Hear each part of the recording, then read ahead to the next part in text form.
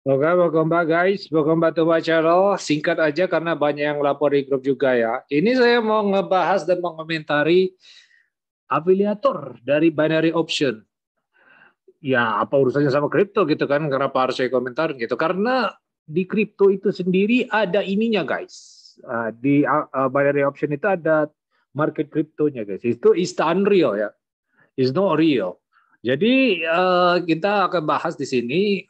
Saya bukan hakim di sini. Saya nggak mau pengen ngejudge si Drakens lah, si Dodi Saman lah, si Bapak Jenggotan inilah. Tapi saya hanya di video kali ini appreciate ya apa yang dilakukan sama Mbak Gita ini ya. Kalian stay tune terus sama channel dari Pantengin ini. Mungkin bakal ada episode berikutnya ya. Ini ada video reaction aja. Nah, sebelum kita masuk ke konten, leave a like and subscribe to our channel dulu, guys. Jadi ini diawali dari ini ya, guys. Konten sebelumnya ini dia ngebahas afiliator yang dari artis, guys. Binary option dari artis. Nah, dia cuman bisa mendisklaimer binary option trading doang yang melakukan tindak yang quote-unquote kriminal ini. Karena persentase 70-30 itu dia hanya apa ya bilangnya ya dapat profit dari orang yang kalah gitu ya. Aku nggak ngerti sistematikanya, maksudnya profit loss atau profit dia bakal dapat komisi dari sana kan, sama seperti NFT juga kemarin kan Gozali dapat komisi 10% kan dari transaksinya. Ya kalau misalnya transaksi stop, otomatis demand-nya turun kan. Berarti apapun komisinya loss atau rugi juga tetap dapat komisi si Gozali. Menyampaikan NFT kurang lebih sama kayak gini ya guys. Sistem affiliate link tuh sebenarnya bukan apa namanya, enggak haram juga ya. Maksudnya affiliate marketing tuh dia tujuannya untuk growth dari company itu ya, untuk guide user ya. Namanya kayak Gojek di awal-awal tuh kan murah 5.000 itu kan bakar duit juga dia demi kita dapat network effect. Udah dapat S adoption, Markov's law. Jadi internet company itu ya rata-rata diisi oleh usernya dan data dari user tersebut. Yang jadi masalah prosesnya di dalam guys ya, kita nggak tahu ya, di sini akan dibongkar di pengadilan katanya ya, karena udah dilapor semenjak konten ini bergulir gitu ya, dari Mas Icar di sini, temennya Mbak Gita di sini. Dia menceritakan ini ya, sisi gelap dari artis yang nge-shield dari afiliator binary option ini. Saya nggak pengen nyebutin nama aplikasinya karena banyak di sini ya, dan iklannya pun udah di mana-mana gitu. Jadi ya itu terus dan juga ini langsung di follow up sama yang kemarin banting-banting laptop itu ya. Cuman ada yang guyon kemarin, aku nggak ngerti dia guyon atau enggak. Dia bilang, lah Pak, kalau kerugiannya 500 juta habis banting laptop, jadi kerugiannya 500 juta plus banting laptop itu. Jadi please guys, kalian harus komennya agak cerdas sedikit ya. Itu awareness tuh lebih dari laptop ya. Jadi kalau dia nggak kayak gitu, nggak trending, laptopnya pun juga balik di masa depan. Jadi ya walaupun kerugiannya sementara, cuman bisa diganti lagi di masa depan ya. Yang penting pesannya sampai. It's not about the money ya guys. It's about sending the message ya. Dan message-nya udah sampai, dan akhirnya ternyata di interview kan sama si Mbak Gita ini kan.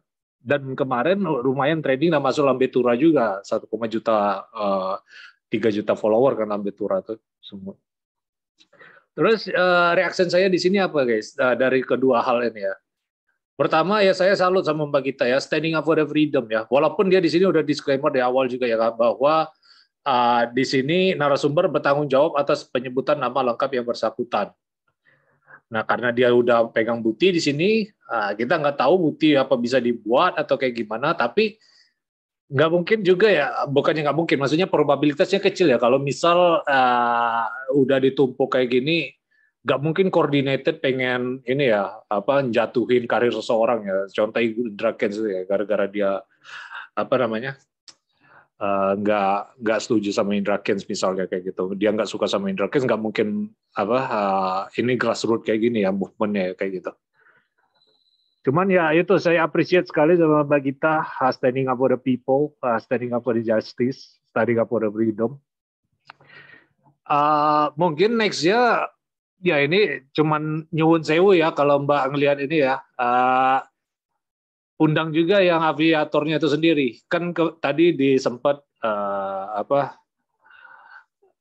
di story-nya afiliator yang insap gitu kan. Nah, itu diundang sama afiliator yang masih ada sampai sekarang, yang masih denial ya, kayak Indra Kes ya, di story-nya di YouTube barunya masih denial gitu ya.